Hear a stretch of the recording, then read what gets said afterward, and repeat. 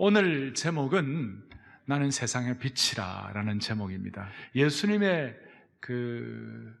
선포하신 내용들 가운데 요한이 썼던 독특한 언어 습관 중에 하나가 뭐냐면 소위 에고에임이라고 나는 무엇이다, 나는 무엇이다 그랬는데 9장 5절에 이렇게 나와 있어요. 5절에 내가 세상에 있는 동안에는 내가 세상에 뭡니까? 빛이로다. 나는 세상의 빛이다. 이렇게 말씀을 하셨어요. 오늘 이 세상의 빛이라는 말씀은 그냥 오늘 요한복음 내에서도 9장 오늘 5절에만 하신 게 아니고 본래는 8장 12절 보세요. 8장 12절 보면 예수께서 또 말씀하여 이르시되 나는 세상의 빛이니 나는 세상의 빛이다. 주님이 그렇게 말씀하신 거예요. 요한복음 8장에서 말씀하신 나는 세상의 빛이다라는 내용하고 요한복음 9장 오늘 본문에서 말한 나는 세상의 빛이다라는 내용은 좀 컨텍스트가 좀 차이가 있어요. 어떤 차이가 있냐면 요한복음 8장 12절 앞에 11절에 주님 말씀하셨잖아요. 나도 너를 정죄하지 않으니 너도 너를 용서하고 가서 다시는 죄를 범치 말라 이렇게 말씀하셨지 않습니까? 그러니까 그 여인의 마음속에 참 주님의 빛이 비쳤죠. 빛이 비쳤는데 다른 사람들에게는 나는 세상의 빛이다 그럴 때 죄 많은 인생들에게 이 주님의 빛이 비치게 되면요 무슨 일이 벌어지느냐 하면 그 어른으로부터 시작 어린아이까지 양심의 가책을 느끼고 다 도망을 가는 거예요. 마치 뭐와 같은가 하면 공사장에 좀 음습하고 물기 있는 지역에 널빤지가 이렇게 떨어져 있으면 그것이 한 달이고 두 달 가다 오면 그 널빤지 밑에다가 무슨 바퀴벌레도 있고 굼벵이도 있고 이런 여러 가지들이 이제 어두운 것이 있잖아요. 그런데 그 널빤지를 탁 들고 그 다음 빛이 딱 비춰버리면 어두운 데 살았던 그 바퀴벌레 이런 것들이 싹 사라지잖아요. 여러분 밤에 주방에 있던 바퀴벌레가 불 켜면 싹 도망가잖아요. 그런 식이 이제 되는 거죠. 그러니까 세상에 빛이 되신 예수님의 영광이 나타나니까 찬란한 영광이 나타나니까 싹 죄인들이 그냥 가책을 느끼고 도망을 가는 거예요. 도망만 가면 안 되고 생명의 빛이 주님이시니 주님 앞에 나아가길 원합니다. 그러면서 넘어져도 십자가 앞에 넘어져야 되는 거예요.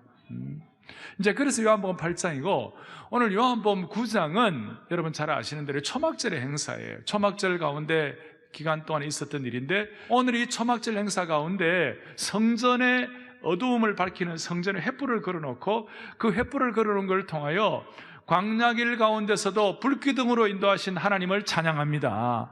삶의 어두움 가운데 불기둥으로 우리의 어둠을 밝혀주시는 그 하나님의 은혜를 확인하고 있는 거예요.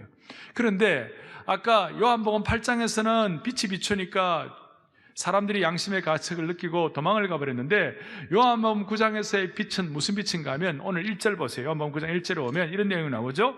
예수님께서 길을 가실 때에 언제부터 맹인이 되었습니까? 날 때부터 맹인이 되었어요. 날 때부터 맹인이 되었어요. 뒤에도 나옵니다만은 예수님이 날 때부터 맹인된 사람을 고쳐주고 난 다음에 사람들이 뭐라고 평가하느냐면 창세 이후로 창조 이후로 날 때부터 맹인된 사람이 고쳐진 예가 있는가? 오늘 이 순간 이전까지는 없었다 이 말입니다. 그런데 처음으로 생명의 빛 대신 예수님을 제대로 접하니까 창세 이후로 처음으로 날 때부터 맹인된 사람이 고쳐졌다 이 말이에요. 이제 그걸 보여주고 있는 거예요. 그래서 오늘 여러분들이 이 말씀을 보시면서 또 같이 나누면서 하나님, 많은 사람들이 육신의 눈이 열려 있으니까 나는 맹인이 아니라고 생각할 수 있지만 하나님, 우리의 육신의 눈을 뜨는 것뿐만 아니라 영적인 눈을 열어주시기를 소원합니다. 그 마음을 가지고 오늘 이 예배에 참석한 모든 성도들 영안을 열어주시기를 간절히 바랍니다. 오늘 본당뿐만 아니라 오늘 별관에 또 은혜채플에 언약채플에 또 패밀리채플에 안성 또 제천에서 드리는 모든 분들 영안을 열어주시기를 바랍니다. 제가 이 영안이 열리고 또 눈이 열리는 것에 대해서 준비를 하다가 HK, 여러분 HK가 누군지 압니까? 한국 HK는 헬렌 켈러, 헬렌 켈러인데 헬렌 켈러의 이걸 보다가 참 기가 막혔어요. 헬렌 켈러는 날 때부터 삼중고였잖아요. 보지 못하고 듣지 못하고 말하지 못하는 청각장애, 시각장애, 말 못하는 농아, 이런 삼중고를 겪었어요. 어떻게 보면 처참한 상황이죠. 그런데 그 헬렌 켈러가 그의 소원을, 이런 소원을 표현을 했어요. 내가 3일만 볼 수가 있다면, 내게 3일만 눈을 뜨게 해주신다면 내가 뭘 할 것인가? 우리는 지금 맨날 눈 뜨고 있는데 헬렌 켈러는 3일만 눈 뜨면 내가 뭘 하고 싶은가? 그 내용을 제가 읽으면서 제 마음이 저리는 거예요. 제 마음에 너무 절실함이 느껴지는 거예요. 한번 들어보세요. 3일 동안, 내가 3일 동안 눈이 띄어지면 뭘 할 것인가? 3일 볼 수만 있다면, 첫째 날에는 내게 삶의 보람을 느끼게 해준 친절하고 따뜻한 사람들, 나에게 신앙과 구원을 선포한 설리반 선생님, 내가 그런 분들을 보고 싶다. 그래서 내가 눈을 뜨고 볼 수 있는 첫 순간 나를 어둠에서 구해준 설리반 선생님을 찾아가겠다. 그 다음에 내 친구들을 만나보겠다. 그리고 눈을 뜨고 내가 읽고 싶은 그 책을 읽어볼 것이다. 그리고 오후에는 들과 산으로 가서 예쁜 꽃과 풀들을 보겠다. 그리고 첫날 저녁이 되면 석양에 물드는 황홀한 노을 앞에서 감사의 기도를 드릴 것이다. 아마 그 첫날은 그래요. 기쁨과 흥분과 감사함 때문에 한잠도 이루지 못할 것 같다. 둘째 날에는 동트기 전에 일어나서 밤이 아침으로 바뀌는 가슴 설레는 기적을 바라보겠다. 그리고 잠든 대지를 깨우는 태양의 장엄한 광경을 경건하게 바라보면서 세상을 두루 살펴볼 것이다. 낮에는 보고 싶었던 아름다운 박물관과 미술관에 가서 인간이 만드는 그 아름다운 것들을 좀 보고 싶다. 둘러보고 싶다. 그날 둘째 날 밤에는 영롱하게 빛나는 밤하늘의 별을 가슴 시리도록 바라보겠다. 3일째. 셋째 날은 아침 일찍 큰 길로 나가서 부지런히 출근하는 사람들의 활기찬 표정을 보고 싶다. 낮에는 오페라하우스에 가서 자기가 그 음악을 좋아하니까 그 듣고 싶던 음악을 듣고 싶고, 그날 셋째 날 밤에는 도시 한복판에 네온 사인이 반짝거리는 거리의 광경들을 보고 싶다. 그리고 이제는 집에 돌아와 다시 눈을 감아야 할 마지막 순간에는 이제 중요한 거예요. 이 사흘만이라도 눈을 뜨고 볼 수 있게 해주신 하나님께 감사의 기도를 드리고 다시 영원한 어둠의 세계로 들어가겠다. 여러분, 저는 이걸 읽으면서 그러니까 헬렌 켈러는 눈이 멀었지만 사실은 뭐예요? 마음의 눈이 열린 거예요. 그런데 우리는 눈 뜨고 귀 열고 말을 다 할 수 있는데도 불구하고 못 들을 것 자꾸 듣고 못 볼 것 자꾸 보고 하지 말아야 할 말들을 자꾸 하게 되는, 실상은 맹인과 같은, 영적인 맹인과 같은, 눈은 본다고 하지만 영적으로 눈이 닫힌 것 같은. 그래서 오늘 이 예배 시간 통하여 살아계신 하나님께서 우리 모두의 영안을 열어주시기를 원합니다. 또 어떤 분들은 눈이 좀 열린 분도 있지만 우리의 부패한 속성 가운데는 또 보지 못한 것들이 있는 거예요. 자, 다시 얘기합니다. 요한복음 8장에서 나는 세상의 빛이라고 그랬을 때 그 빛이 임하니까 죄인들이 다 도망갔어요. 근데 요한복음 9장에서 오늘 날 때부터 맹인된 이 분이 구원받는 이 사건은 아까 말한 널빤지 밑에 햇빛이 비치니까 다 도망가다가 빛이 다 한참 비치고 나면 그 습기가 제거되고 말은 잘 이렇게 온전하게 되면 거기에 씨앗이 뿌려지고 나면 씨앗이 발화되어서 그 햇빛 때문에 잘 나무가 되어서 이렇게 자라는 것처럼 하나님께서 우리의 마음의 문을 열어주셔서 그렇게 진리의 빛이 비추어지고 씨앗이 뿌려져가지고 다시 한번 발화될 수 있도록 축복해 주시기를 원하는 거예요. 이걸 위해서 오늘 말씀 다시 한번 정리하고 우리가 전체적으로 적용을 하고 그렇게 하지요. 자, 1절 다시 한번 보겠습니다. 예수께서 길을 가실 때에 날 때부터 맹인된 사람을 보신지라. 이 사람은 날 때부터 맹인되었을 뿐 아니라 거린이었어요. 늘 구걸하면서 비참하죠. 안타깝죠. 그런데 그 비참하고 안타까운 이 거린을 보고 안타까워하고 정말 불쌍히 여기고 측은지심이 있어야 되는데 2절의 제자들 좀 보세요. 제자들이 물어 이르되 랍비여, 이 사람이 맹인으로 난 것이 누구의 죄로 인한 것입니까? 자기입니까? 아니면 그의 부모입니까? 참 안타까운 그런 판단입니다. 그 맹인으로 태어난 이유가 뭔가? 제가 오늘 시각장애인이라는 말 대신에 맹인으로 제가 그냥 전체적으로 통일을 하겠습니다. 이 시각장애인, 이 맹인이 무엇 때문에 맹인되었습니까? 왜 날 때부터 맹인이 되었습니까? 그 사람의 죄 때문입니까? 아니면 부모의 죄 때문입니까? 이것이 일반적인 사람들, 그 당시 유대인들의 판단 기준이었어요. 유대인들의 사고방식은 당시의 영향이 뭐냐면 환생사상, 그 다음에 또 인과응보사상, 이런 것들이 팽배했어요. SNF라든지 영지주의자들이 이런 것들이 더 많았고, 오죽하면 복음서에 보면 세례요한이 이렇게 나타났을 때에 사람들이 뭐라고 그러죠? 엘리야가 다시 나타났느냐? 그렇게 말할 정도로, 물론 우리 어떤 윤회 사상하고 좀 차이 있긴 하지만 그래도 비슷한 그런 생각을 갖고 있었고, 사람이 어려움을 당하고 병이 들고 고통을 당하면 다 죄 때문에 그렇다고 생각을 하고, 죄도 두 가지 종류의 판단을 해서, 하나는 뭐냐면 자기 책임인가, 자기 책임제로 생각하고, 또 하나는 뭐냐, 연좌제예요. 부모의 죄 때문에 그런가. 출애굽기 34장 7절로 이런 내용이 나와요. 보시죠. 읽어보겠습니다. 인자를 천대까지 베풀며 악과 과실과 죄를 용서하리라. 그러나 별을 면제하지는 아니하고 아버지의 악행을 다시 한번 아버지의 악행을 뭐예요? 자손 3, 4대까지 보응하리라. 무서운 말씀이고 우리에게는 굉장히 부담이 되는 말씀이죠. 그러니까 죄가 있어가지고 죄의 어떤 연좌제예요. 그 부모의 죄 때문에 자식까지도 어려움을 겪을 수 있다는 것이에요. 자, 이런 게 마음에 가득 차 있으니까 마음에 하나님 나라 건설이 되지 않냐고 마음이 지옥 같은 거예요. 마음이 답답한 거예요. 무슨 일이 생기면 이게 누구 죄 때문인가? 이게 부모의 죄 때문인가? 아니면 내 죄 때문인가? 그런데 주님께서는 놀라운 말씀을 하시는 거예요. 제자들이 그래 물었을 때, 또 다른 사람들의 생각들이 다 그랬을 때, 그 당시에 팽배한 어떤 그 인과응보 사상, 이런 것들이 있었을 때에, 연좌제 사상들이 있었을 때 주님이 오늘 뭐라고 말씀하시나요? 오늘 이게 진짜 키인데 3절 뒤에 이렇게 나와 있죠. 예수께서 대답하시되 이 사람이나 그 부모의 죄로 인한 것이 뭡니까?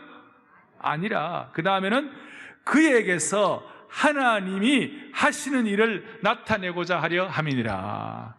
오늘 잘 마음을 집중하십시오.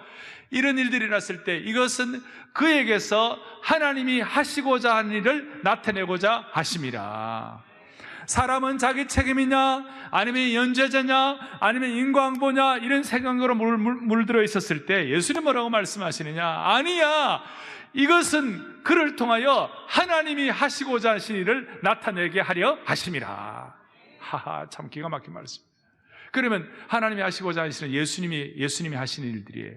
예수님의 길은 제1길도 아니고 제2길도 아니고 제3의 길이에요. 거룩한 3의 길인데, 이 3의 길이 뭐냐? 예수님이 하신 일을 나타낼 때는 항상 무슨 일이 있냐면요, 사람이 살아난 거예요. 요한복음 4장에 보면 수가성 우물가 여인이 영혼이 살아난 거예요. 요한복음 5장에 보면 앞에 38년 된 병자가 살아나는 거예요. 요한복음 6장에 보면 하루 종일 굶어 죽겠다는 사람들이 생명의 떡, 예수님의 떡을 먹고 다시 살아나는 거예요.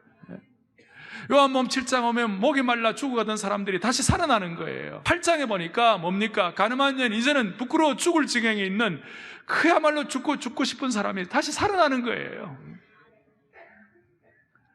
제3의 길은 아버지의 죄도 아니고 자기의 죄도 아니고 인과응보도 아니고, 제3의 길은 하나님이 하신 일을 나타내고자 하는 이것은 살리는 길이에요. 생명의 길이에요. 사랑하는 여러분, 개인이나 공동체나 다 할 것 없이 알 수 없는, 또 어떤 경우는 이해가 안 되는 그런 어려움과 고통과 문제가 있었을 때에, 그때 우리의 자세, 특별히 육신의 눈이 아니라 영의 눈이 열린 사람이 할 수 있는 일은 뭐냐? 하나님 이 일을 통하여 주님이 하시고자 하시는 일을 나타내게 해 주실 줄을 믿습니다. 오늘 모든 성도들이여, 개인이나 다시요, 공동체가 어려움이나 힘든 일이 있을 때에 하나님이 하시고자 하시는 일을 나타내는데, 주님 그것이 무엇입니까? 살리는 것인 줄로 믿습니다. 개인이 삽니다. 교회가 삽니다. 다시 한번 새로워집니다. 살리는 일을 위하여 주께서 하시는 것인 줄로 믿으셔야 합니다. 구체적으로 주님이 어떻게 하십니까? 이렇게 하시죠. 구체적으로 6절에 그 사람을 이제 어떻게 살리느냐, 이 말씀을 하시고 땅에 침을 뱉어 진흙을 이겨 그의 눈에 바르시고 실로암에 가서 씻으라 그렇게 말씀하셨어요.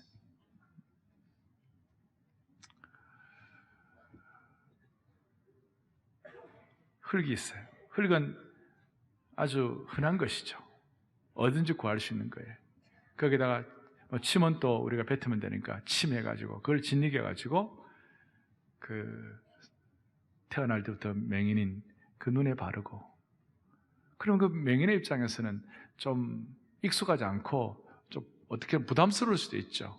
그를 하려면 기도를 해주셔가지고 기도를, 아니면 안수기도를 해주시든지 그렇게 하는데, 좀 침을 발라가지고 진흙을 이겨가지고 눈에 바르고, 더더구나 맹인이니까 실로암까지 가서 거기 가서 씻고 오라. 또 찾아가는 것도 쉽지 않은 일인데, 그런데 이 맹인은 순수한 마음으로 그냥 그대로 받아들였어요. 그래서 7절 좀 보세요. 뭐라고 되어 있습니까? 이에 실로암 못에 가서 씻으라 하시니, 실로암 번역하면 보냄을 받았다는 뜻이라. 그 다음에 중요한데요, 이에 가서 씻고 밝은 눈으로 뭡니까? 왔더라. 이에 가서 씻고 밝은 눈으로 왔더라. 할렐루야. 흔한 흙과 침을 발라가지고 이 맹인의 눈을 고쳐주셨어요. 창조 이후의 첫 기적이라고, 이런 기적은 첫 기적이라고. 평범한 걸 가지고, 흙과 침을 가지고 이런 창조 이후에 맹인이 눈뜨는 첫 이런 놀라운 눈뜨는 사건을, 기적을 일으키신 하나님을 찬양합니다. 근데 오늘 중요한 것은 기적이 아니라 뭐라고 그랬어요? 표적이라고 그랬어요. 표적은 능력보다 더 중요한 거예요. 능력은 한번 받다가 또 못 받으면 아쉬워가지고 나중에 시험 들 수 있지만, 진짜 표적을 제대로 깨닫고 영적인 의미를 제대로 깨달으면 여러분 평생 영적인 의미를 가지고 집중하고 영의 눈이 띄어지는 축복을 받게 되는 것입니다. 영의 눈이 띄어져야 돼요. 오늘 제가 좀 정리를 해드리면, 다시 한번 정리를 해드리면, 9장 전체에서 맹인의 육신의 눈을 뜨게 하신 그 주님께서 이제 뒷부분에 보면, 육신의 눈을 이제 이렇게 주님이 뜨게 하시니까 바리새인과 서기관들과 예수님을 책잡고자 하는 사람들이 그 맹인을 다그쳤어요. 너 안식일 날 너 눈 떴지? 이거는 눈 뜬 게 중요한 것이 아니라 너 안식일 날 이런 거 범하면 나 안 되는 거야. 이렇게 하면서 맹인의 부모를 이렇게 좀 질책하고 나중에 출교까지 하고 막 그렇게 했어요. 참 안타깝죠. 자기 가족이고 자기 식구가 그래 나았다면 너무 기뻐 감사할 일인데, 자기들 프레임과 자기의 가치관과 생각에 맞지 않았다 그래가지고 막 책을 잡고 부모를 뭐라 그러고, 또 이 눈뜬 이 사람을 가지고 막 책 잡으려고 그러는 거예요. 그랬을 때 그 책 잡으려고 할 때 이 맹인이 내가 아는 것은 내 눈 뜨는 거라고, 내 아는 것은 눈 뜬 거라고, 또 어떤 분이 나 눈 뜨게 해주신 거라고, 그분이 내 구세주라고, 이런 식으로 이제 표현을 하니까 출교까지 당하는 거예요. 그러니 나중에 35절 좀 보세요. 9장 35절. 예수께서 그들이 그 사람을 쫓아냈다는 말을 듣고 종교 지도자들이나 이스라엘 사람들이 그를 출교했다는 말을 들으시고 난 다음에 그를 만나서 이르시되, 너가 인자를 믿느냐? 인자란 말은 사닥다리를 오르락내리나 요한복음 1장에 인자는 예수님의 하나님의 아들 되심을 설명하는 거예요. 36절 대답하 이르되 주여 그가 누구시오니까 내가 믿고자 하나이다. 37절에 예수께서 이르시되 내가 그를 보았거니와 지금 너와 말하는 자가 그이니라. 지금 너와 말하는 내가 구세주이시다 이 말이죠. 인자다 그 말이니까 38절에 심플하게 이르되 주여 내가 믿나이다 하고 절하는지라. 할렐루야. 그러니까 주님을 경배하고 찬양하는 거예요. 육신의 눈을 뜨게 주셨을 뿐만 아니라 영적인 눈을 뜨게 해주신 주님께 영광을 올려드립니다. 그런데 그 다음 40절 좀 보세요. 바리새인 중에 예수와 함께 있던 자들이 이 말씀을 듣고 예수님 뭐라고 그랬어요? 39절에 보니까 내가 이 세상에 심판하러 왔는데 보지 못하는 자들은 보게 하고 보는 자들은 맹인이 되게 하려 함이라, 이런 말씀을 하시니까 40절에 바리새인 중에 예수와 함께 있던 자들이 이 말씀을 듣고 이르되 내가 맹인인가? 우리가 맹인인가? 참 기가 막힌, 좋은 의미에서 기가 막힌 게 아니라 안타깝게 짝이 없는 그런 바리새인들의 반응이죠. 내가 맹인인가? 여러분, 눈은 떴지만 영적으로 맹인이에요. 그러면서 주님이 41절에 이렇게 말씀해요. 예수께서 이르시되 너희가 맹인이 되었더라면 차라리 죄가 없으려니와 본다고 하니 너희 죄가 그대로 있느니라. 본다고 하니 너희 죄가 그대로 있느니라. 오늘 여기서 우리는 엄중한 주님의 경고를 듣는 것입니다. 오늘 말씀을 통하여 주님이 내게 뭘 도전하시는가 오늘 마음에 확인하고, 여러분 영적인 눈이 가려워졌다면 반드시 밝아지고 돌아가셔야만 되는 것입니다. 그럼 오늘 이 전체에서 이제 적용할 것이 있어요. 크게 적용할 것이 있어요. 그걸 여러분들이 마음에 딱 잡고 기도 제목 삼고, 하나님 우리에겐 다 그런 속성이 있어요. 보지 못하는 부분들, 굳어진 부분들을 주님이 해결해 주실 줄로 믿습니다. 한 가지 적용의 그것이 뭐냐 이거예요. 우리의 눈을 흐리게 하는 잘못된 선입관과 가치관과 생각을 정리해야 되는 거예요. 세상은 영적으로 어둡습니다. 어둡다 보니까 잘못된 주장이 진리처럼 받아들여질 경우가 많이 있습니다. 그러나 빛이 있으면 무엇이 잘못되었는지, 무엇이 제대로 되지 않는지를 분명히 드러나게 되어 있어요. 캄캄한 밤에는 우리가 눈이 있어도 아무것도 볼 수 없듯이 영적으로 어두워져 있을 때는 아무것도 찾을 수가 없는 거예요. 오늘 우리 주위에 잘못된 사상이나 미신들이나 그냥 참 습관처럼 내려오던 여러 가지들이 득세하고 있어요. 옳고 그름이 판단되지 않아가지고 쉽게 미혹이 되는 거예요. 잘못된 선입견 갖기가 얼마나 쉬운지, 수많은 잘못된 지식, 선입견, 그 당시에 바리새인과 제사장들이 갖고 있던 인과응보 사상, 무슨 죄의 연좌제, 이런 것들이 다 그들의 눈을 멀게 한 거예요. 오늘 우리 주위에 눈을 멀게 하는 유혹들이 얼마나 많습니까? 우리를 오염시키는 것들이 얼마나 많습니까? 거짓 영의 대장인 사탄이 사람을 미혹하는 것입니다. 거짓 믿기로 유혹하는 것입니다. 한국에 내려오는 잘못된 통념들, 우리의 가치관을 잘못되게 하는 것들이 얼마나 많은지 몰라요. 겉으로는 점집, 미신, 이런 것들 다 잘못된, 우리를 혼미하게 하는 거예요.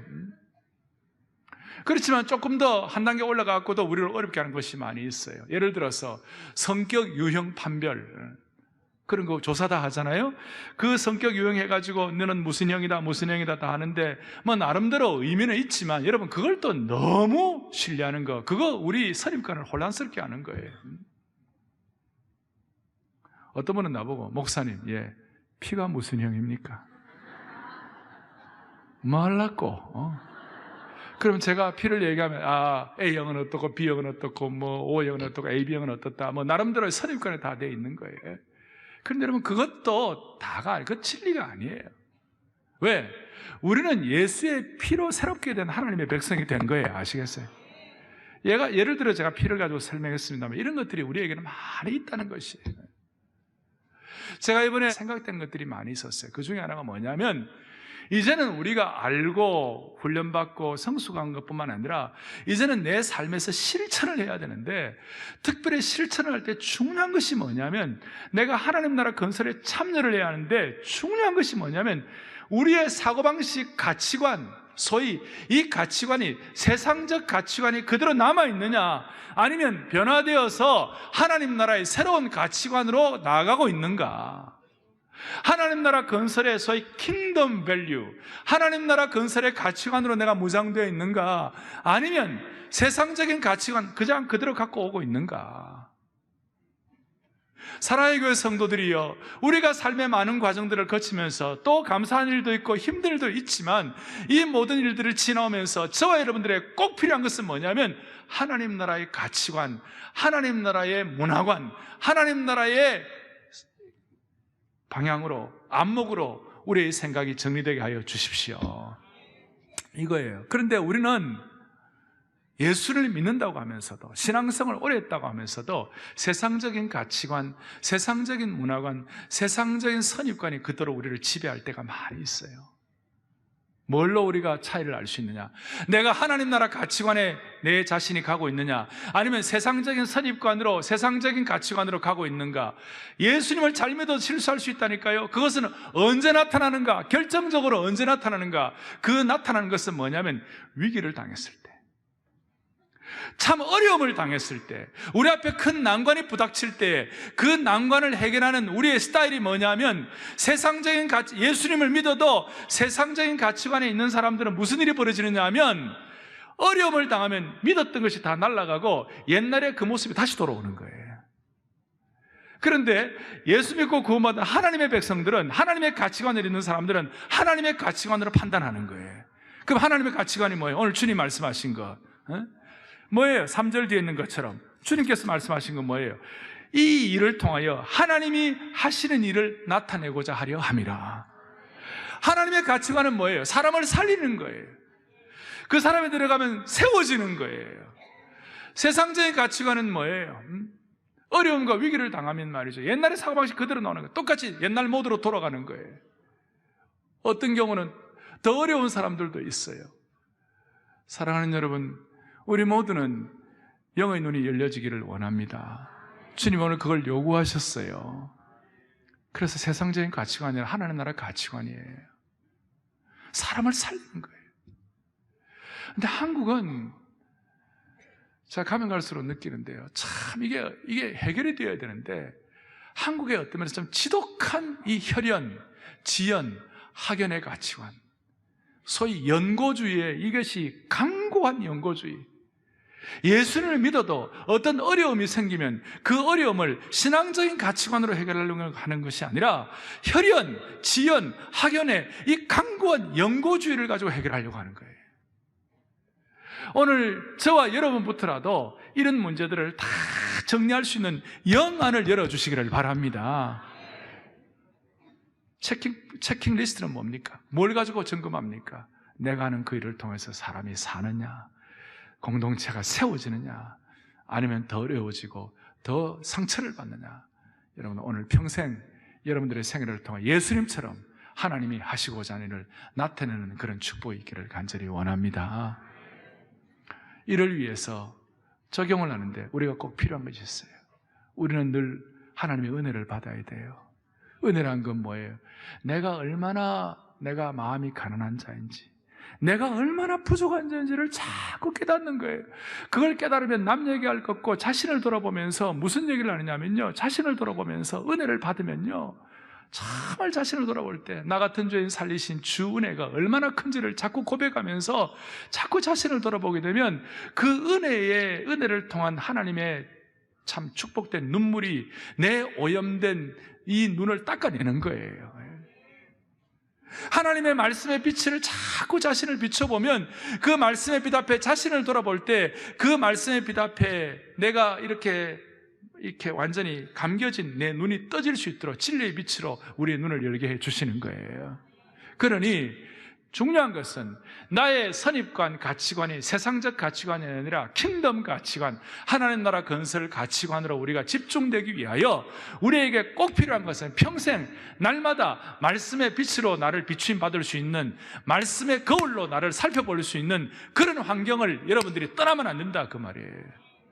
아멘. 말씀의 거울로 자기 자신을 비춰줄 수 있는 그 상황, 그 환경을 여러분들이 떠나면 안 된다, 그 말이에요. 그것이 큐티가 되든, 그것이 훈련이 되든, 그것이 주일 메시지가 되든, 아니면 그것이 말씀을 뭐든지 좋아요. 말씀 앞에 나를 비춰보면서 자기 자신의 오염된 영안을 닦아낼 수 있는 은혜의 눈물을 받을 수 있는 환경을 끝까지 지속을 해야 한다, 이 말이죠. 그런데 문제가 뭐냐? 나이가 들고 신앙생활을 오래 하고 그 다음에 교회 생활을 계속 하다 보면 자기들도 모르게 자기의 축적과 노하우가 있는 거예요. 저에게도 있고 여러분들도 있어요. 그 축적된 것이 아름다운 전통이 돼가지고 더 주님을 잘 섬기고 더 주님 앞에 겸손하게 나가는 동인이 되면 좋은데, 많은 경우 우리는 무슨 약점이 있냐면 신앙생활을 오래 하고 자꾸 하다 보면 나도 모르게 내가 갖고 있는 사고방식, 내가 갖고 있는 신앙의 틀이 생기는 거예요. 그리고 그 신앙의 틀이 본질보다 더 중요하게 돼가지고 나중에는 거꾸로 되는 거예요. 비본질 때문에 본질이 상처를 받고 본질의 능력이 나타나지 않고 사람이 살아지지 않고 죽어지는 거예요. 건물을 지을 때, 높은 건물을 지을 때 여러분 뭘 합니까? 펜스를 치고 그 다음에 지지대를 만들고 거기에 비계를 설치하잖아요. 이렇게 설치해가지고 건물을 짓잖아요. 근데 그 건물을 제대로 짓고 나면 그 비계를 다 뜯어버립니까? 그냥 그대로 둡니까?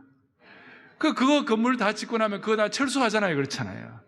그 철수시켜야 건물이 이제 새로운 건물이 탄생이 되는데 계속 새 건물을 짓고 난 다음에 그걸 계속 놔둔다면 공사 중이죠. 끝까지 계속 완공이 되지 않는 거죠.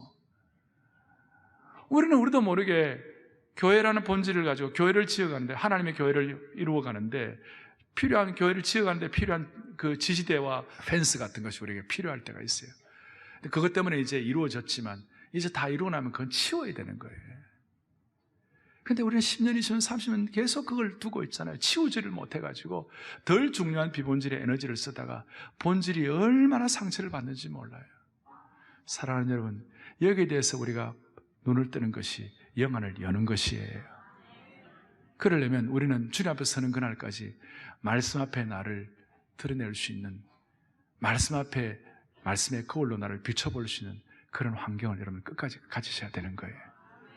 그런데 우리는 교회 생활 오래 하면, 순장도 오래 하다 보면 어떻게 됩니까? 순장을 못하는 경우가 있고 말씀 앞에 비춰볼 수 있는 그런 환경이 내게는 형성이 안 될 때가 있어요. 그럴 때마다 어려움이 생기는 것이죠.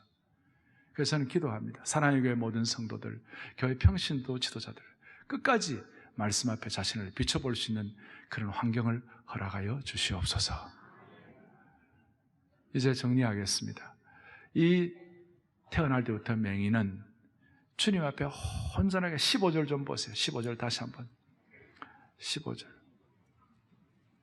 그러므로 바리새인들도 그가 어떻게 보게 되었는지를 모르니 이르되 그 사람이 진흙을 내 눈에 바르매, 그 다음 뭐라고 되어 있습니까? 내가 씻고 뭐예요?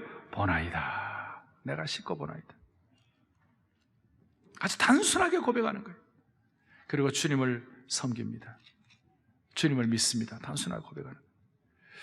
38년 된 그 병자는 뒤에 좀 이렇게 압박을 받으니까 약간 책임 회피도 하고 막 그렇게 했는데, 이 오늘 맹인은 그냥 그대로 담백하고 솔직하게 어린아이처럼 그대로 받아들였어요. 오늘 이런 순수하고 담백하고 솔직하고 또 주님 앞에 한결같은 이런 마음을 우리 모두에게 회복시켜 주시기를 원합니다. 그래야 우리가 영안을 유지할 수가 있는 것입니다. 주님이 그런 차원에서 이런 말씀을 하시는 거예요. 다 같이 마태복음 11장 25절을 보겠어요. 시작. 그때 예수께서 대답하여 이르시되 천지의 주제이신 아버지, 이것을 지혜롭고 슬기 있는 자들에게는 숨기시고 어린아이들에게는 나타내심을 감사하나이다. 아멘. 지혜롭고 슬기 있는 똑똑한 자들에게는 숨기시고 어린아이들에게는 나타내심을 감사하나이다. 그래서 우리는 나이가 60, 70, 80이 되어도 주님 앞에서는 어린아이가 되어야 합니다. 순수한 어린아이가 되어야 합니다. 그래야 그 어린아이의 맑은 영에 하늘의 영광이 보이게 되는 것입니다. 그 맑아진 영에 답답하고 어두웠던 것들이 사라지면서 하늘에 놀라운 것이 보이게 되는 것입니다. 헬런 켈러뿐만 아니라 우리 찬송가의 페니 제이 크로스비라고 있습니다. 유명한 찬송 쓰신 분이에요. 태어난 지 6주 만에 눈이 멀었습니다. 아버지도 돌아가셨습니다. 22살에 어머니가 과부가 되어가지고 그 페니 제이 크로스비를 키웠습니다. 남의 집에 가서 일을 합니다. 아이를 키울 사람이 없습니다. 할머니가 이 크로스비를 키웠습니다. 그런데 할머니가 신앙인이었고 진실된 사람이었어요. 할머니가 어릴 때부터 이 아이를 키우면서 창세기, 출애굽기, 그 다음에 오경, 시편, 잠언 이런 내용들, 또 사복음서, 서신서를 거의 다 외우게 만들었어요.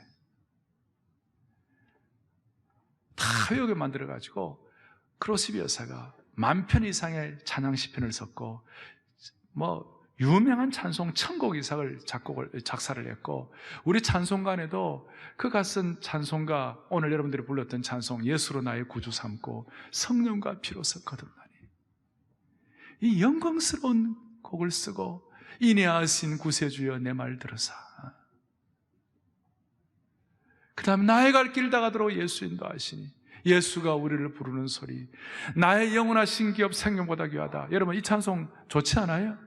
주옥 같은 곡 중의 곡들을 하고, 어린아이들이 부르는 좋은 찬송 가운데서도 그가 불렀던 찬송 가운데 예수께로 가면 나는 기뻐요, 이런 찬송부터 시작해서 아까 나의 갈 길 다하도록 그 한편의 어떤 인생의 종합 같은 이런 것들을 다 감당을 한 건데, 그가 8살 때, 페니 제이 크로스비가 어린아이 때 8살 때 이런 고백을 하는 거예요.